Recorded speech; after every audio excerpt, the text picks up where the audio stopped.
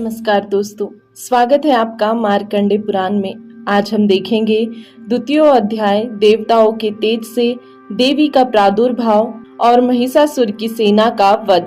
तो आइए दोस्तों शुरू करते हैं। ओम मध्यम चरित्र के विष्णु ऋषि, महालक्ष्मी देवता, अस्निक छंद, शाकंभरी शक्ति, दुर्गा बीज, वायु तत्व और यजुर्वेद स्वरूप है। श्री महालक्ष्मी की प्रसन्नता के लिए मध्यम चरित्र के पाठ में इसका विनियोग है। मैं कमल के आसन पर बैठी हुई महिषासुर मर्दिनी भगवती महालक्ष्मी का भजन करता हूँ, जो अपने हाथों में अक्षमाला, फरसा, गदा, बाण, वज्र, पद्म, धनुष, कुंडिका, दंड, शक्ति, खड्ग, ढाल, शंख, घंटा, मधुपात्र, शूल, पास और चक्र धारण करती है तथा जिनके श्री विग्रह की क्रांति मूंग के समान लाल है। ऋषि कहते हैं, पूर्व काल में देवताओं और असुरों में पूरे 100 वर्षों तक घोर संग्राम हुआ था। उसमें असुरों का स्वामी महिषासुर था और देवताओं के नायक इंद्र थे। उस युद्ध में देवताओं की सेना महाबली असुरों से परास्त हो गई। संपूर्ण देवताओं को जीतकर महिषासुर इंद्र बन बैठा। तब पराजित देवता प्रजापति ब्रह्मा जी को आगे करके उस स्थान पर गए जहां भगवान शंकर और विष्णु विराजमान थे। देवताओं ने महिषासुर के पराक्रम तथा अपनी पराजय का यथावत वृत्तांत उन दोनों देवेश्वरों से विस्तार पूर्वक कह सुनाया। वे बोले, भगवान महिषासुर सूर्य, इंद्र, अग्नि, वायु, चंद्रमा, यम, वरुण तथा अन्य देवताओं के भी अधिकार छीनकर स्वयं ही सबका अधिष्ठाता बनना चाहता है। उस दुरात्मा महिष ने समस्त देवताओं को स्वर्ग से निकाल दिया है। अब वे मनुष्यों की भांति पृथ्वी पर विचरते हैं। दैत्यों की यह सारी करतूत हमने आप लोगों से कह सुनाई। अब हम आपकी ही शरण में आए हैं, उसके वध का कोई उपाय सोचिए। इस प्रकार देवताओं के वचन सुनकर भगवान विष्णु और शिव ने दैत्यों पर बड़ा क्रोध किया। उनकी भौवें तन गई और मुंह टेढ़े हो गए। तब अत्यंत कोप में भरे हुए चक्रपाणी श्री विष्णु के मुख से एक महान तेज प्रकट हुआ। इसी प्रकार ब्रह्मा, शंकर तथा इंद्र आदि अन्यान्य देवताओं के शरीर से भी बड़ा भारी तेज निकला। वह सब मिलकर एक हो गया। महान तेज का वह पुंज जाज्वल्यमान पर्वत सा जान पड़ा। देवताओं ने देखा, वहां उसकी ज्वालाएं संपूर्ण दिशाओं में व्याप्त हो रही थी।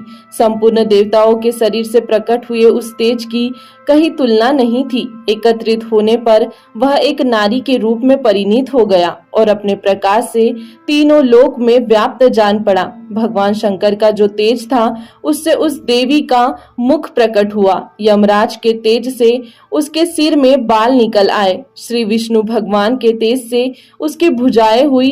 चंद्रमा के तेज से दोनों स्तनों का और इंद्र के तेज से मध्य भाग यानी कटि प्रदेश का प्रादुर्भाव हुआ। वरुण के तेज से जंघा और पिंडली तथा पृथ्वी के तेज से नितंब भाग प्रकट हुआ। ब्रह्मा के तेज से दोनों चरण और सूर्य के तेज से उनकी उंगलियां हुई। वसुओं के तेज से हाथियों की उंगलियां और कुबेरे के तेज से नासिका प्रकट हुई। उस देवी के दांत प्रजापति के तेज से और तीनों नेत्र अग्नि के तेज से प्रकट हुए थे। उसकी भौवें संध्या के और कान वायु के तेज से उत्पन्न हुए थे। इसी प्रकार अन्यान्य देवताओं के तेज से उस कल्याणकारी देवी का आविर्भाव हुआ। तदंतर समस्त देवताओं के तेज पुंज से प्रकट हुई देवी को देखकर महिषासुर के सताए हुए देवता बहुत प्रसन्न हुए। पिनाकधारी भगवान शंकर ने अपने शूल से एक शूल निकालकर उन्हें दिया। फिर भगवान विष्णु ने भी अपने चक्र से चक्र उत्पन्न करके भगवती को अर्पण किया। वरुण ने भी शंख भेंट किया। अग्नि ने उन्हें शक्ति दी और वायु ने धनुष तथा बाण से भरे हुए 2 तरकस प्रदान किए। सहस्त्र नेत्रों वाले देवराज इंद्र ने अपने वज्र से उत्पन्न करके दिया और ऐरावत हाथी से उतार कर 1 घंटा भी प्रदान किया। यमराज ने कालदंड से दंड, वरुण ने पास, प्रजापति ने स्फटिकाक्ष की माला तथा ब्रह्मा जी ने कमंडलू भेंट किया। सूर्य ने देवी के समस्त रोम कूपों में अपनी किरणों का तेज भर दिया। काल ने उन्हें चमकती हुई ढाल और तलवार दी। क्षीर समुद्र ने उज्जवल हार तथा कभी जीर्ण न होने वाले 2 दिव्य वस्त्र भेंट किए। साथ ही उन्होंने दिव्य चूड़ामणि, 2 कुंडल, कड़े, उज्जवल अर्धचंद्र, सब बाहुओं के लिए केयूर, दोनों चरणों के लिए निर्मल नुपुर, गले की सुंदर हंसली और सब उंगलियों में पहनने के लिए रत्नों की बनी अंगूठियां भी दी। विश्वकर्मा ने उन्हें अत्यंत निर्मल फरसा भेंट किया। साथ ही अनेक प्रकार के अस्त्र और अभेद कवच दिए। इनके सिवा मस्तक और वक्ष स्थल पर धारण करने के लिए कभी न कुम्हलाने वाले कमलों की मालाएं दी। जलधि ने उन्हें सुंदर कमल का फूल भेंट किया। हिमालय ने सावरी के लिए सिंह तथा भांति भांति के रत्न समर्पित किए। धनाध्यक्ष कुबेर ने मधु से भरा पान पात्र दिया तथा संपूर्ण नागों के राजा शेष ने, जो इस पृथ्वी को धारण करते हैं, उन्हें बहुमूल्य मणियों से विभूषित नागहार भेंट किया। इसी प्रकार अन्य देवताओं ने भी आभूषण और अस्त्र शस्त्र देकर देवी का सम्मान किया। तत्पश्चात उन्होंने बारंबार अट्ठास पूर्वक उच्च स्वर से गर्जना की। उनके भयंकर नाद से संपूर्ण आकाश गूंज उठा। देवी का वह अत्यंत उच्च स्वर से किया हुआ सिंहनाद कहीं समा न सका। आकाश उसके सामने लघु प्रतीत होने लगा। उससे बड़े जोर की प्रतिध्वनि हुई, जिससे संपूर्ण विश्व में हलचल मच गई और समुद्र कांप उठे, पृथ्वी डोलने लगी और समस्त पर्वत हिलने लगे। उस समय देवताओं ने अत्यंत प्रसन्नता के साथ सिंह वाहिनी भवानी से कहा, देवी तुम्हारी जय हो। साथ ही महर्षियों ने भक्ति भाव से विनम्र होकर उनका स्तवन किया। संपूर्ण त्रिलोकी को शोभग्रस्त देख दैत्यगण अपनी समस्त सेना को कवच आदि से सुसज्जित कर हाथों में हथियार ले सहसा उठकर खड़े हो गए। उस समय महिषासुर ने बड़े क्रोध में आकर कहा, आह ये क्या हो रहा है। फिर वह संपूर्ण असुरों से घिरकर उस सिंहनाद की ओर लक्ष्य करके दौड़ा और आगे पहुंचकर उसने देवी को देखा, जो अपनी प्रभा से तीनों लोकों को प्रकाशित कर रही थी। उनके चरणों के भार से पृथ्वी दबी जा रही थी। माथे के मुकुट से आकाश में रेखा सी खींची जा रही थी तथा वे अपने धनुष की टकरार से सातों पातालों को क्षुब्ध किए देती थी। देवी अपनी हजारों भुजाओं से संपूर्ण दिशाओं को आच्छादित करके खड़ी थी। तदंतर उसके साथ दैत्यों का युद्ध छिड़ गया। नाना प्रकार के अस्त्र शस्त्रों के प्रहार से संपूर्ण दिशाएं उदासित होने लगी। चिक्षुर नामक महान असुर महिषासुर का सेनानायक था। वह देवी के साथ युद्ध करने लगा। अन्य दैत्यों की चतुरंगिनी सेना साथ लेकर चामर भी लड़ने लगा। 60,000 रथियों के साथ आकर उदग्र नामक महादैत्य ने लोहा लिया। 1 करोड़ रथियों को साथ लेकर महाहनु नामक दैत्य युद्ध करने लगा, जिसके रोए तलवार के समान तीखे थे। वह असीलोमा नामक महादैत्य 5 करोड़ रथी सैनिकों को सहित युद्ध में आ डटा। 60 लाख रथियों से घिरा हुआ बासकल नामक दैत्य भी उस युद्ध भूमि में लड़ने लगा। परिवारित नामक राक्षस हाथी सवार और घुड़सवारों के अनेक दलों तथा 1 करोड़ रथियों की सेना लेकर युद्ध करने लगा। बिडाल नामक दैत्य 5 अरब रथियों से घिरकर लोहा लेने लगा।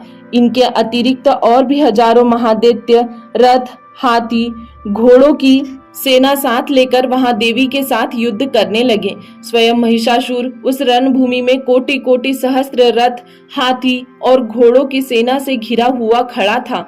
वे दैत्य देवी के साथ तोमर, भिंदीपाल, शक्ति, मूसल, खड्ग, परशु और पट्टिस आदि अस्त्र शस्त्रों का प्रहार करते हुए युद्ध कर रहे थे।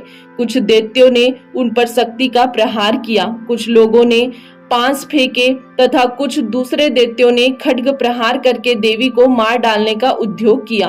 देवी ने भी क्रोध में भरकर खेल खेल में ही अपने अस्त्र शस्त्रों की वर्षा करके दैत्यों के वे समस्त अस्त्र शस्त्र काट डाले।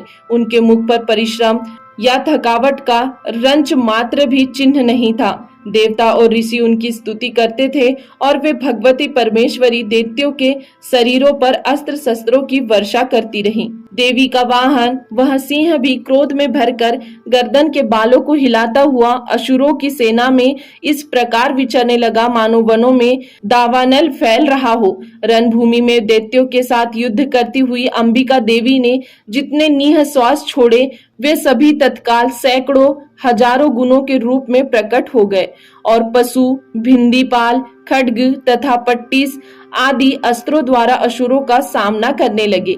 देवी की शक्ति से बड़े हुए वे गण असुरों का नाश करते हुए नगाड़ा और शंख आदि बजे बजाने लगे। उस संग्राम महोत्सव में कितने ही गण मृदंग बजा रहे थे। तदंतर देवी ने त्रिशूल से, गदा से, शक्ति की वर्षा से और खड्ग आदि से सैकड़ों महादैत्यों का संहार कर डाला। कितनों को घंटे के भयंकर नाद से मूर्छित करके मार गिराया। बहुतेरे दैत्यों को पास से बांधकर धरती पर घसीटा। कितने ही दैत्य उनकी तीखी तलवार की मार से दो दो टुकड़े हो गए। कितने ही गदा की चोट से घायल हो धरती पर सो गए। कितने ही मुशल की मार से अत्यंत आहत होकर रक्त वमन करने लगे। कुछ दैत्य शूल से छाती फट जाने के कारण पृथ्वी पर ढेर हो गए। उस रणांगन में बाण व समूहों की वृष्टि से कितने ही असुरों की कमर टूट गई। बाज की तरह झपटने वाले देवपीड़क दैत्यगण अपने प्राणों से हाथ धोने लगे। किन्हीं की बाहें छिन्न भिन्न हो गई, किन्हीं की गर्दनें कट गई। कितने ही दैत्यों के मस्तक कट कट कर गिरने लगे। कुछ लोगों के शरीर मध्य भाग में ही विदीर्ण हो गए। कितने ही महादैत्य जांघें कट जाने से पृथ्वी पर गिर पड़े। कितनों को ही देवी ने एक बाह, एक पैर और एक नेत्र वाले करके दो टुकड़ों में चीर डाला। कितने ही दैत्य मस्तक कट जाने पर भी गिरकर फिर उठ जाते और केवल धड़ के ही रूप में अच्छे अच्छे हथियार हाथ में देवी के साथ युद्ध करने लगते थे। दूसरे कबंध युद्ध के बाजों की लय पर नाचते थे। कितने ही बिना सिर के धड़ हाथों में खड्ग, शक्ति और रिष्टि लिए दौड़ते थे तथा दूसरे दूसरे महादैत्य ठहरो ठहरो यह कहते हुए देवी को युद्ध के लिए ललकारते थे। जहाँ वह घोर संग्राम हुआ था वहाँ की धरती देवी के गिराए हुए रथ, हाथी, घोड़े और असुरों की लाश में ऐसी पट गई थी कि वहां चलना फिरना असंभव हो गया था। दैत्यों की सेना में हाथी, घोड़े और असुरों के शरीरों से इतनी अधिक मात्रा में रक्तपात हुआ था कि थोड़ी ही देर में वहां खून की बड़ी बड़ी नदियां बहने लगी। जगदम्बा ने असुरों की विशाल सेना को क्षण भर में नष्ट कर दिया। ठीक उसी तरह जैसे तृण और कांट के भारी ढेर को आग कुछ ही क्षणों में भस्म कर देती है और वहां सिंह भी गर्दन के बालों को हिला हिलाकर जोर जोर से गर्जना करता हुआ दैत्यों के शरीर से मानो उनके प्राण चुने लेता था, वहां देवी के गणों ने भी उन महादैत्यों के साथ ऐसा युद्ध किया जिससे देवतागण उन पर आकाश से फूल बरसाने लगे और उन सब से बहुत संतुष्ट हुए। दोस्तों, द्वितीय अध्याय यही समाप्त होता है। इसके आगे हम कल के वीडियो में तृतीय अध्याय देखेंगे। तब तक के लिए धन्यवाद।